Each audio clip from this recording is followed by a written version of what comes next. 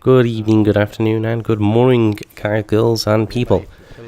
It's getting to the point that my videos are becoming more and more about what's happening in ranked battles over anything else. But don't worry, there is a reason for this one, and why I didn't put the previous one up.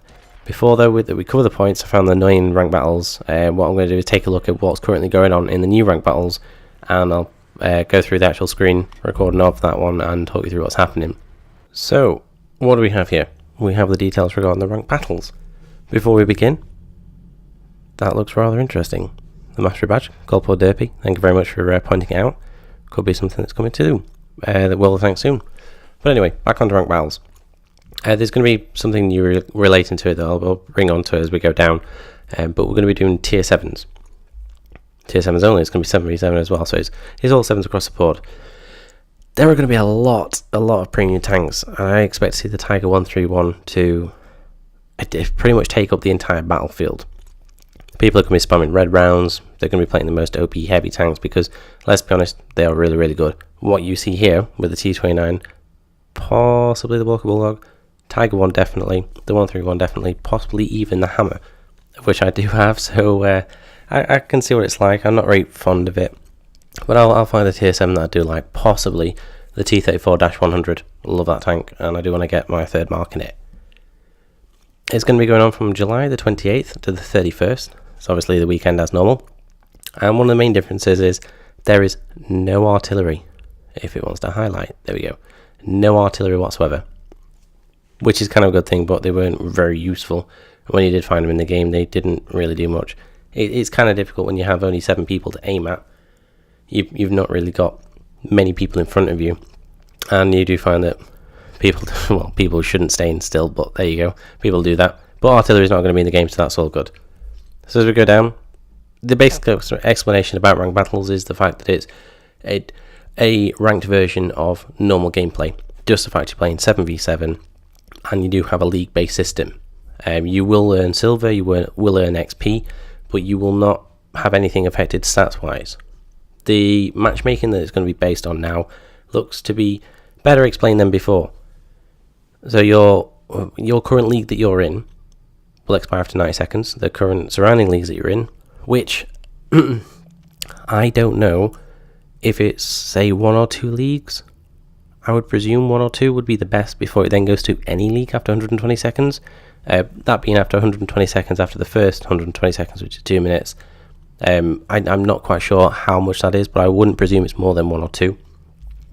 Same story as before, it's just a case of making sure you have a tier 3 or higher and you can go in, but obviously you'll need a tier 7 vehicle to actually compete, which can either be a premium tank or a regular tank, and providing it's not artillery, it can be light tank, medium tank, heavy tank, or a tank destroyer. So I'm trying to think of some of the tank destroyers. It might be the Russian SU and the Centimil, which I do like, a lot of people don't. You might see quite a few of them in the battle as well. Same story as before, so you'll have 5 preliminary battles to take on to get ranked into an actual league straight away, and from those you can then earn yourselves higher leagues depending on how well you do in the game. The point system is very similar to before. You have your team performance and your personal performance. This is all being changed, so hopefully it will be better, and I'm looking forward to seeing how well it goes, and I'll discuss that furthermore when go back to the video that we're watching, and I'll discuss everything that I had issues with it again. But pretty much similar to before, and whereby how well you do in a game can benefit you on a win and decrease the amount of points you lose if you lose the game.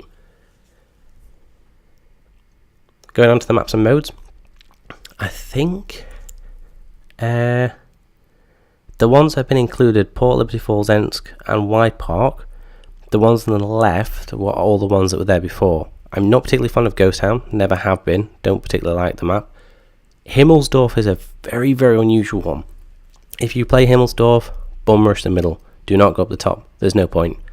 But you'll still see people do that.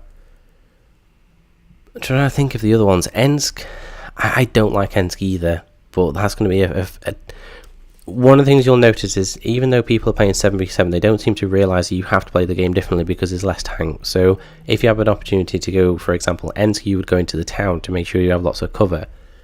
You wouldn't really try and bum rush around the side because you don't have an option to be able to have that much. You just the train tracks. The same goes to with Himmelsdorf, with people going up the side.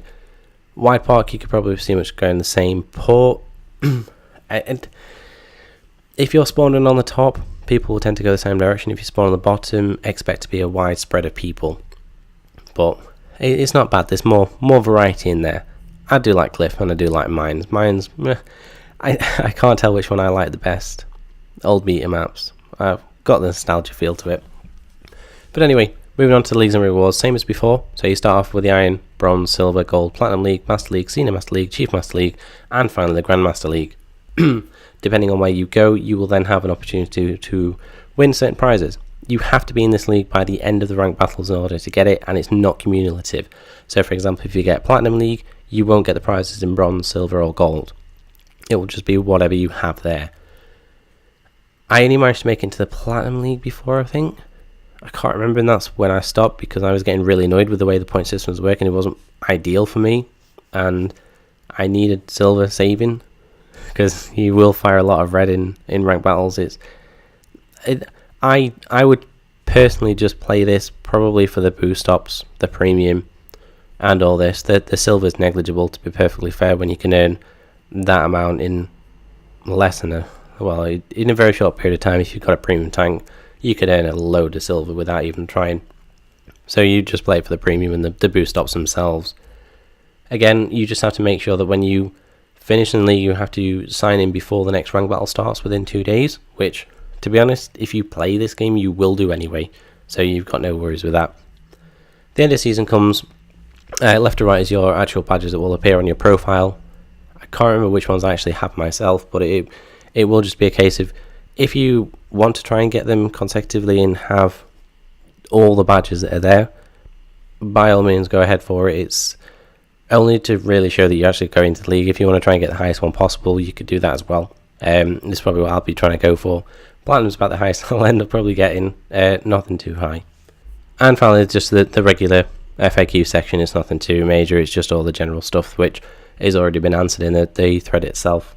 So what we'll do is we'll go back and we'll talk about the issues that I'm having itself with the game, just generally overall, but well, I'll show you what I mean. Now we're going to move on to what I found wrong with the previous ranked battles that have come and gone over the past fair few months. My main gripe with ranked battles was the way in which the points was given out for a win or a loss, and the way in which personal performance played little to no effect in the overall points that were provided. I'd find that as I went up the leagues, the low server population within the ranked battles became more apparent. The idea was always to place you within the league you're in before moving to those that are close to you before opening up to them all. In theory, it's a good idea, but has flaws, to which many of which to do with the population of the ranked battle server over what you'd find in normal matchmaking. I'll say here though that the population is out of Wargaming's hands, and to cope with this they do try and implement things in place that allow to soften the blow of things, but I'll go through that now as to what that happened or what that was about.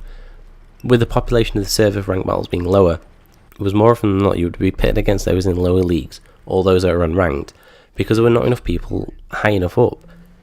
Seems okay, and well, I would say using other ranked games across all the different types of genres, it works because the population is there. Rocket League comes to mind so often because of how often I see ranked battles with thousands of people in it.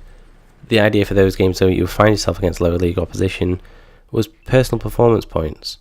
You do well, you get a bonus to offset the loss, for example, which means the game you just won for 20 points and got 10 personal points is now offset by 30 points you lost for losing to lower league in a game previous. More often than not that would happen. Obviously the higher up you would get, the more prevalent it would become. Lower leagues you didn't seem to notice it as much.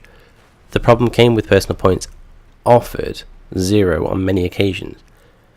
You would win a game for 14 points and then lose 30 in the next game, with both gaining 0 personal points, which meant you had to fire a PCR to do as much damage as possible in the hope of carrying your team should the issue of you being steamrolled occurred and give you a slim chance of coming away with the win. The scores only provided though as an example, and as I no longer have access to the clip I made proving the point, it was providing a feedback thread earlier on, but the idea is there and it did happen on a regular basis. The low server population again is not Wargaming's fault. It's going to happen. There aren't many people to actually play within the game itself, so it's a difficult one for them to come across and sort out. I do understand that losing points on a loss is something that anyone will have to put up with. My only issue is that with the server population being low, I'm unable to face people of my own skill level. It's going to place me into games of people, people who are categorized as lower skill, if we're going to take ranked battles seriously, we have to point out that if I'm in a platinum league, then in theory I'm better than someone placed in a bronze league.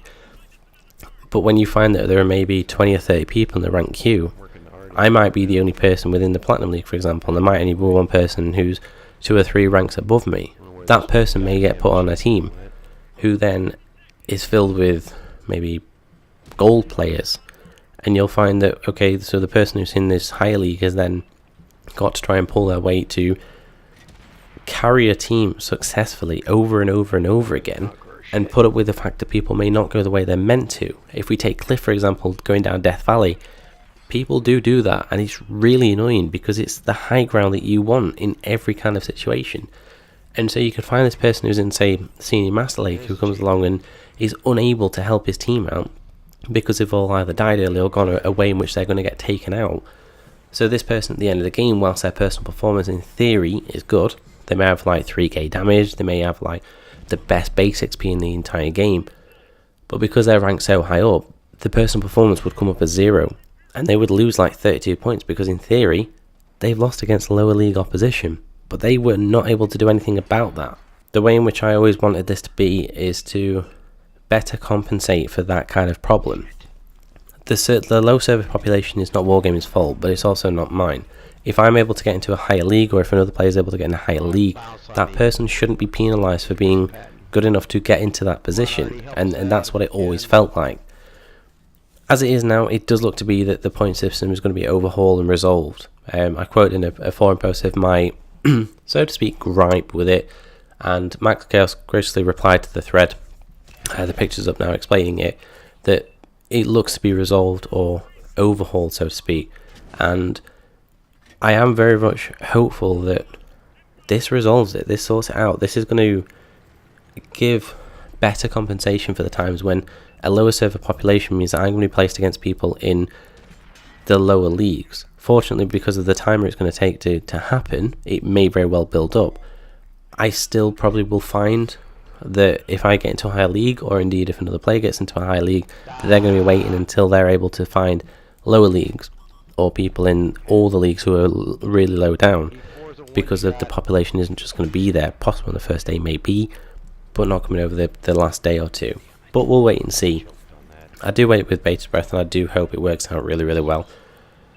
As much as I'm negative about a lot of things, Ranked Battles is one of the ones I wanted to get right, because so I treat this as social. Normal matchmaking is just social gameplay. The Ranked Battles is what I do like to play to test my own skill, to get better. You don't really get that very much in normal matchmaking, because there are times when I can drop 6k damage, and that's because the other team hasn't done what they should have done. They've made it really easy.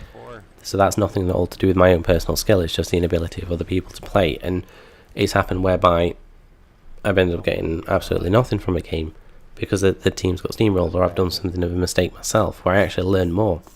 So I prefer the ranked battle scenario. But we've not got long to wait, only a few days, only the weekend coming up, and we'll see how it goes. I will post a review at the end of it to see how it went and how well it goes. I'll also see about collecting some clips as well if there is the issue with the personal performance, again, just to illustrate my point. But hopefully you enjoyed the video, and if you did, don't forget to like, comment, and subscribe.